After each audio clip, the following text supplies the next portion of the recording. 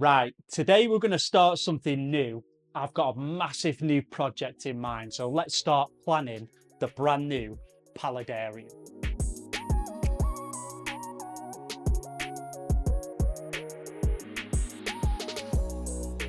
Right, so you probably heard me say in some of my recent videos that, I'm a fan of all sorts of aquariums and naturescapes. So there's a part of me burning away that really wants to build something a little bit different than an African cichlid tank with plants and something that just looks like a slice of nature in the house. And that's what I'm going to do with this project. Now, if you're not familiar what a paludarium is, it's a little bit like a vivarium and an aquarium together. So it's a complete system where land transitions into water. So we'll have all plant life, terrestrial stuff on the backboard, but then I've got a 30 centimetre high, 7 foot long tank that's going to go at the bottom, and we're going to create a transition from the terrestrial side on the backboard into the water, and we're going to fill that water with all sorts of aquatic life and find some cool fish to put in there. Right, so the plan with this is to film this complete construction of the paludarium as a little mini series, because what a little gripe of mine when it comes to paludariums, when you see videos on YouTube and TikTok, they condense everything into, a 20-minute video, or even on TikTok, 30-second clips. And it can be really misleading for people like you guys and myself when you watch those videos and you want to take on a project like this. I personally have done it before. I've taken on a project like this on a smaller scale, thinking it was going to be a piece of cake, and not realizing that, some of the materials you have to buy are quite expensive.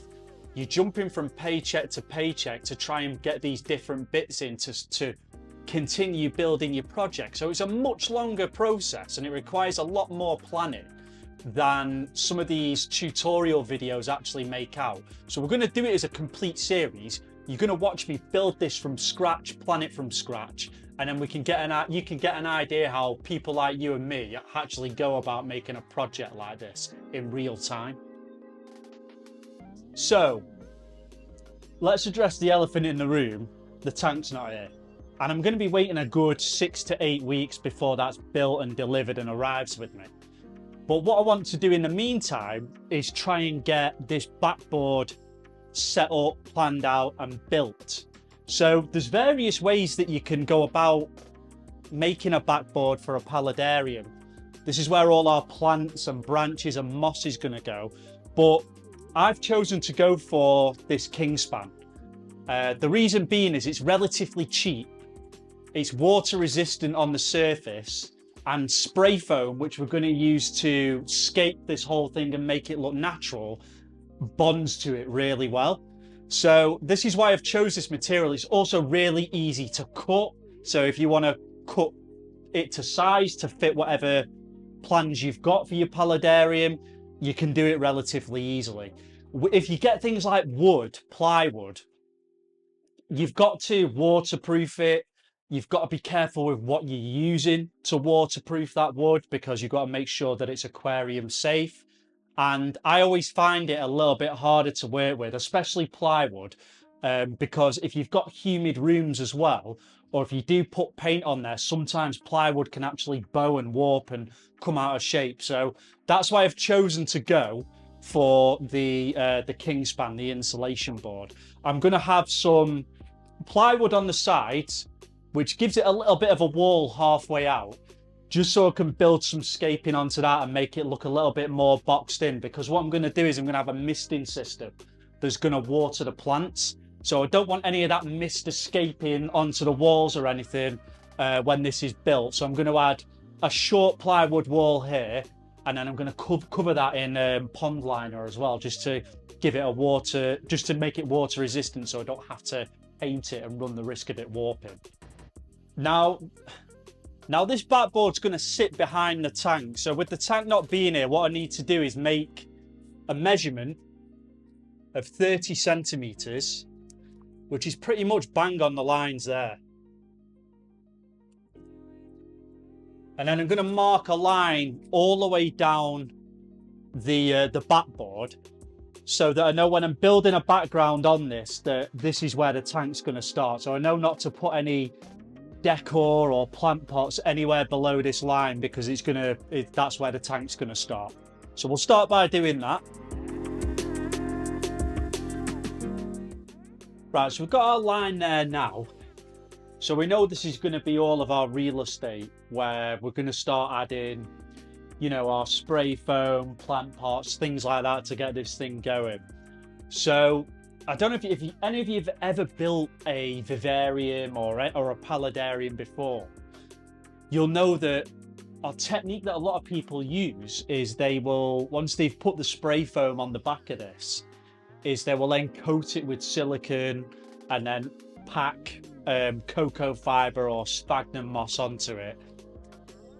On this scale, it would be an absolute pain in the arse, and also very, very expensive. So my plan is to try and use up as much real estate on this board as I can.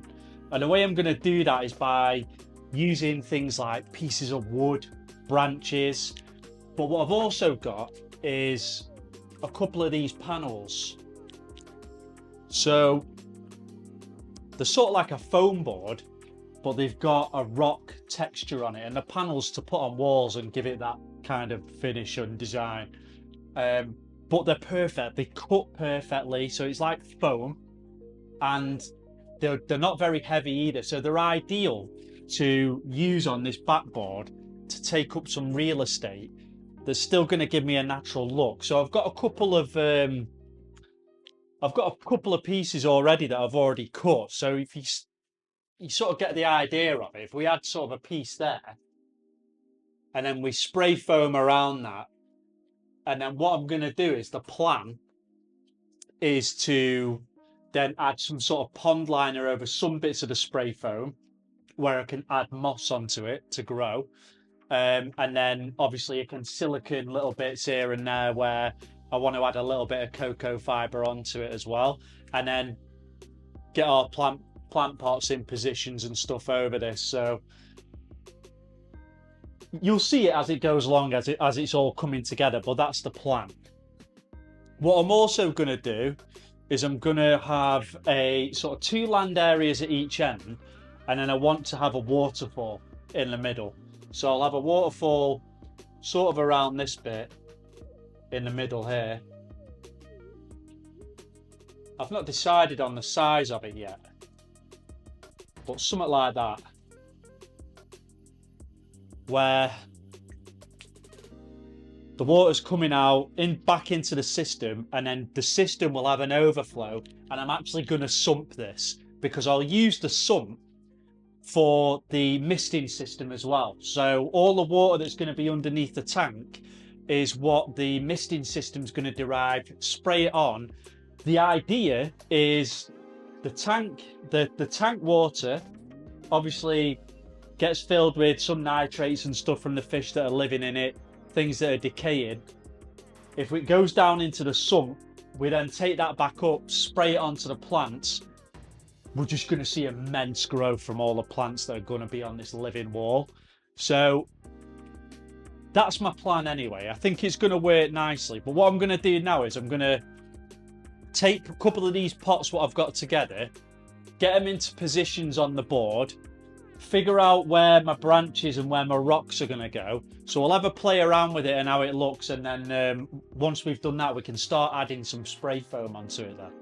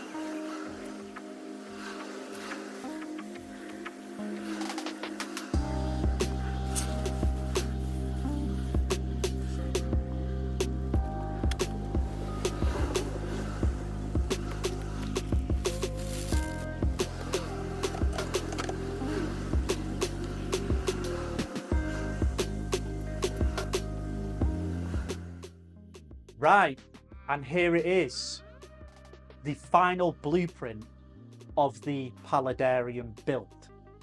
Now, I know it looks a little bit ugly. In fact, it looks hideous, but these things do. Until they're complete and you've got all your plants in and they've all started growing in and stuff, you've got your substrate on, they're not very nice to look at. So that's something to bear in mind. It's gonna take time. You've got to be patient before these start coming together. But as far as a blueprint goes, I am really happy with this. I've put the sideboards on now. So I've used plywood for this, and then I've actually used liquid rubber on this instead of the sort of waterproof pond liner, because it's got a more aesthetic look to it. So it's FlexiSeal liquid rubber what I've used on this, and then I've used like a white edging tape just to protect the edges of the plywood, stop it absorbing any moisture or humidity and these pieces bowing. And then I've got my rubber pond liner in the corners just to capture any water so it's not going down the cracks at the back or anything and dropping it back into the tank at the bottom. But I'm really happy with how this has turned out. I've still got some carving to do on the foam on this side, and I've got a little bit more foam I need to add on to those plant pots, similar to what I've done on this side. But it's really starting to look like something now. I've put a lot of wood on it, and that is to, like I said earlier, take up some real estate on the build. But at the same time, you have to put wood on these because look at the natural look that it gives it. It really gives it a forest, you know, terrestrial look. The branches pop out, so it gives it a three-dimensional feel on the back. And then when you see these little bits of wood and branches and stuff poking through, once it's all planted, it's going to really add some character to this. So get yourself some decent pieces of wood if you're going to do a build like this, because they really do add to the charm of it. So I've started adding some of this pond felt on here. And the reason for that, there's two reasons why I put this on. One is to take up some of the real estate where the foam is, so that I'm not having to use as much silicone when it comes to adding the cocoa fiber substrate on the back to give it a more natural feel. So all the bald spots where the foam is, we're going to have to add silicone into that, chuck cocoa fiber on, pat it down so that it gives it a natural look on the back. This means I won't have to use as much. But what it also does is it holds a lot of moisture, this pond felt. So it's a great surface to use to adhere moss carpets to. So anywhere on this build where you see this felt, this is where I'm going to glue my moss. So it's not going to just be, you're going to see felt visibly. This is going to be covered in moss, and that moss will eventually spread onto the substrate and stuff and tie it all in. But it's a good way of taking up real estate, and it's a good surface for holding moisture and growing moss onto. So it's going to look really cool when it's finished. The system is going to have an irrigation system on it which waters everything. So I've got a brace that's going to go at the top where my lights are going to go. And then there's going to be some plumbing what I'm going to put into it, which is going to create a drip wall down the back. And then we're going to try and make this rain. So we're going to try and create a system which makes a really natural looking rain in here to really give it that rainforest feel. I've also got two AI hydras, which are LED lights, the same ones that are on the African cichlid display. And I'm going to use that to light this. And the cool thing about those lights is they actually have weather settings in the app. So we can create thunderstorms. You can get your lightning flashes, cloud covers, which is really going to make this look like a slice of the rainforest in this room. So I'm really excited for the tank to get here and start tying this up. Once the tank's here, we can start doing the submerged scape. We can start putting these root systems in on the branches, and you can see when that ties in, it makes it look like a really natural tree that's going to be growing out of the tank. So once we tie everything in, I can really visualize how good this is going to look. Yes, it looks ugly now, and they will do when you're doing these builds, and they create a massive amount of mess. So you really want to make sure you've either got a significant other that's really into the hobby, or you've got your own room, garage, whatever, where you can build this and make a mess and not get it in the neck. Because it's like I said, when I first started making this video was 2 weeks ago. So this has taken me 2 weeks to get to this stage. And my missus has had to look at this for 2 weeks. And it looked worse than this at one point. So yeah, you've got to bear that in mind. Because, I mean, don't get me wrong. If you had, you know, a holiday, you had all the materials and tools to do this in your house, you could probably get this boxed off in several days while you're waiting for things to cure and dry and stuff like that. It'd probably take you 3 or 4 days. But that ain't the reality of it. We've all got jobs. We've all got families. Hobbies we usually only spend a couple of hours with throughout the week. So if you're going to do this, all you need to be is committed and aware of the time it's going to take. And it's not an easy job. It's quite time consuming and labor intensive. You know, getting all the foam, getting all the wood, carrying things in and out of the house to let it cure and dry and gas off and things like that. So as long as you're committed and you're aware that it's going to take you a long time, go for it. Because what happens is, it's like I said earlier in the video, people take 30-second clips on TikTok, 20-minute videos, condense the whole build into that small amount of time, and it can be very deceiving. And I fell for it. And you start one of these big projects and you get 20% into it and you think, oh my God, what have I started here? What have I got myself into? Because it's expensive as well. You've got to buy all these materials. You've got to buy your wood. You know, it's not cheap, and it is labor intensive, but it doesn't require you to be an artist. Nature's random. So the more random things look, the more natural it looks, in my opinion. But yeah, it is time consuming, but it's a lot of fun. And I've wanted to do a paludarium on this scale for a very, very long time. And I think I really appreciate it once it all starts coming together and ties in. Once we've got the plants in it, once we've got the moss stuck on, we've got the tank in, we've built the waterfall, this thing's gonna look incredible. It's probably gonna be one of my favourite builds of all time. I can already see the potential in it. So if you are enjoying these videos and you're thinking of a project like this, even if it's on a smaller scale, you can use all these skills on a smaller build. Make sure you subscribe to the channel, because this is going to be a series, this paludarium. We're not going to condense it. We're going to drag it out and go into some real detail on how we build it, so you can get a reality check and see what you really need to do and what the time that it's going to take, and you're not being sort of misguided by a 30-second clip. So make sure you subscribe, follow the journey of this build. When this is finished, it's going to look phenomenal.